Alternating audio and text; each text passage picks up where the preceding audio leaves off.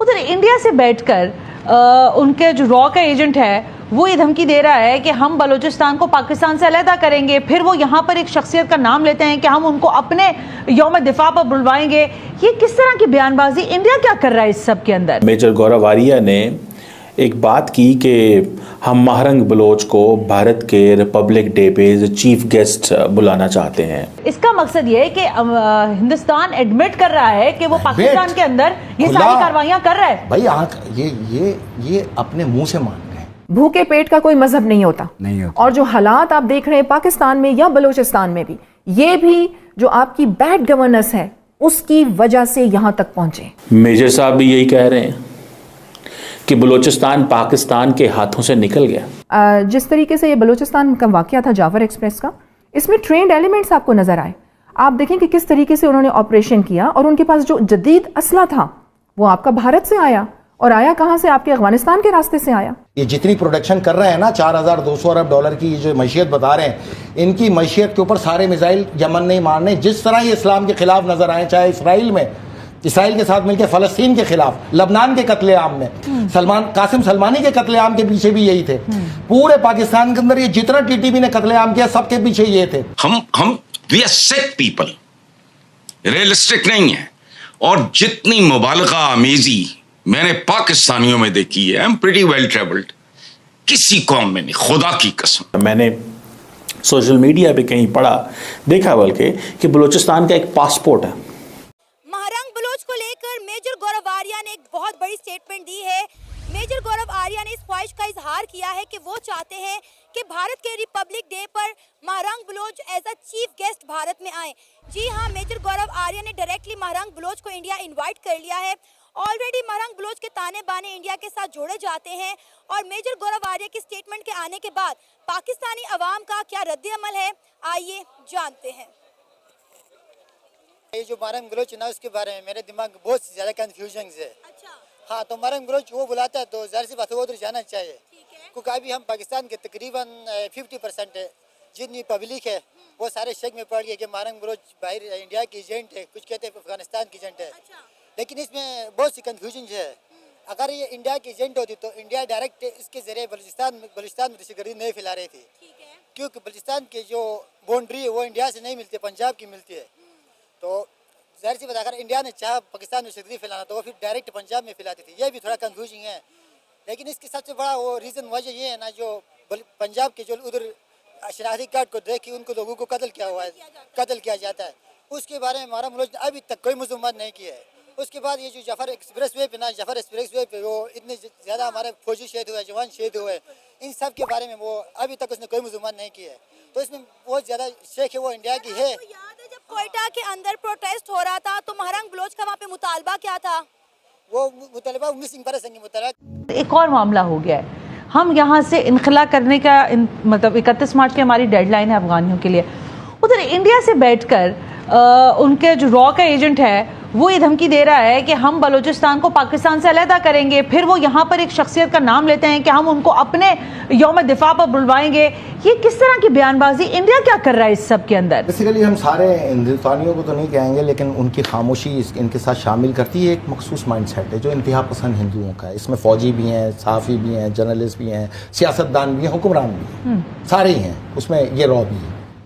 देखिए, मेरे से एक बड़ी अखंड भारत जो मेरी 20वीं रिसर्च सब्जेक्ट था, उसके अंदर मेरे से एक गलती हुई कि मैंने रिसर्च करते हुए उनकी जहनी सूरत हाल के ऊपर रिसर्च नहीं की।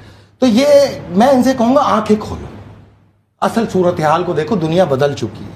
तुम बंद आंखों से नज़ारा कर रहे हो, बलूचिस्तान को अलग करने की बातें करके बंद आंखों से। तुमने पूरे इसराइल की सब मदद की और उन फलस्तीनियों को खुला कत्लेआम किया। इवन कि तुम्हारे हजारों फौजी वहां पर हिजबुल्लाह और हमास के हाथों मारे गए। नहीं, एक मिनट फैसल, मुझे एक बात कह रहे थे, फिर आप कंप्लीट करें। इसका मकसद ये है कि हिंदुस्तान एडमिट कर रहा है कि वो पाकिस्तान के अंदर ये सारी कार्रवाइयां कर रहा है। भाई ये अपने मुंह से मान गए। पहले तो ये वर्बली बातें थी ना, अब तो ये मुंह से मान गए ना। अब इसके बाद तो आपको किसी सबूत की जरूरत नहीं। मुल्क में जो अलहदगी पसंद चल रही है, छोड़े इसको। मैं आपको इनका हल देखें, जब इन्होंने इसराइल के अंदर फलस्तीनियों को मारा तो मैंने आपसे कहा था यमन इनके जहाज डबोए। अब तक 6 जहाज डबो चुका है। मैं आपको गारंटी दे रहा हूँ कि इनके 100% जहाज डबोएगा आने वाले दिनों में। ये जितनी प्रोडक्शन कर रहे हैं ना 4200 अरब डॉलर की, ये जो मैशियत बता रहे हैं, इनकी मैशियत के ऊपर सारे मिसाइल यमन नहीं मारने। जिस तरह ये इस्लाम के खिलाफ नजर आए, चाहे इसराइल के साथ मिलकर फ़लस्तीन के खिलाफ, लबनान के कत्लेआम में, कासिम सलमानी के कत्लेआम के पीछे भी यही थे। पूरे पाकिस्तान के अंदर ये जितना टीटीपी ने कत्लेआम किया, सबके पीछे ये थे। बलूचिस्तान में तो ये खुद मान गए ना। तो इसका मतलब है तुम इस्लाम दुश्मनी तुम्हारी खुल के सामने आई है, पाकिस्तान दुश्मनी नहीं, इस्लाम दुश्मनी। और अब इसका नतीजा ये होगा, आज मेरी बात लिखो, बहुत जल्द यमन तुम्हारी दहलीज पे ये जंग लेके आएगा। तुम्हारे फुटप्रिंट इसको खुद लेके आएंगे। तुम्हारी बॉम्बे और अहमदाबाद, गुजरात के जितने कोस्टल एरिया हैं, बहुत जल्द यमन के निशानों पे आएंगे।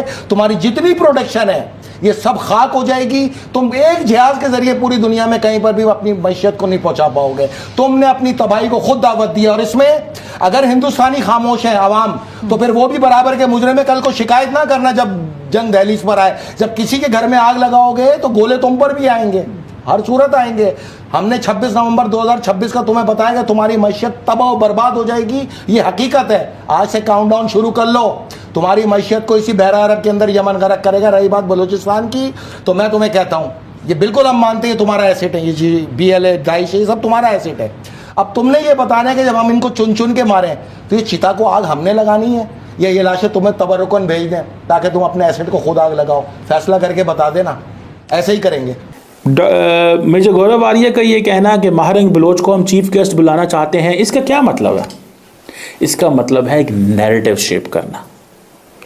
इसका मतलब है कि इस बात को बताना कि बलूचिस्तान जो है वो पाकिस्तान के हाथ से निकल गया है।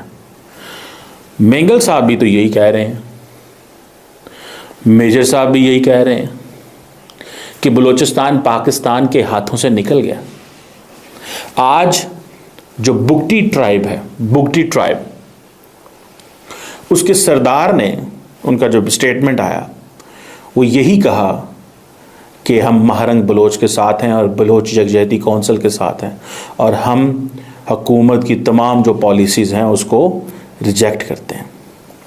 मेंगल साहब भी यही कह रहे हैं कि हम हुकूमत की पॉलिसीज़ को रिजेक्ट करते हैं और ये नैरेटिव बनाते हैं हुकूमत नाकाम है। बुगटी साहब भी, जो बुगटी ट्राइब के लीडर हैं, वो भी यही कह रहे हैं। मेजर गौरव आर्या यही बात कर रहे हैं कि महारंग बलोच जो है उसको हम इंडिया बुलाना चाहते हैं। आपको क्या लगता है वो सीरियस बात कर रहे हैं? उनको एग्जैक्टली पता है ये नहीं होने वाला, ये मुमकिन नहीं है, लेकिन वो जो नैरेटिव मेकिंग है उसमें वो जो एक बड़ा किरदार वो अदा कर रहे हैं। नैरेटिव, वो नैरेटिव बना रहे हैं, और उसको जारी बात है बहुत सारी जो स्टेट के इंस्टीट्यूशन है पाकिस्तान के, वो भी पिक करेंगे कि देखें जी भारत का ये मेजर साहब ये बात कर रहे हैं, महारंग बलोच को वो रिपब्लिक डे के ऊपर बुलाना चाहते हैं क्योंकि बलूचिस्तान एक आज़ाद सूबा होगा, आज़ाद मुल्क होगा। तो जब बलूचिस्तान एक आज़ाद मुल्क होगा तो फिर बलूचिस्तान के साथ हमारे ताल्लुकात हैं। मैंने सोशल मीडिया पे कहीं पढ़ा, देखा बल्कि, कि बलूचिस्तान का एक पासपोर्ट है।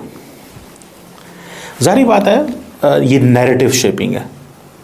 Obviously this is obviously difficult cheese.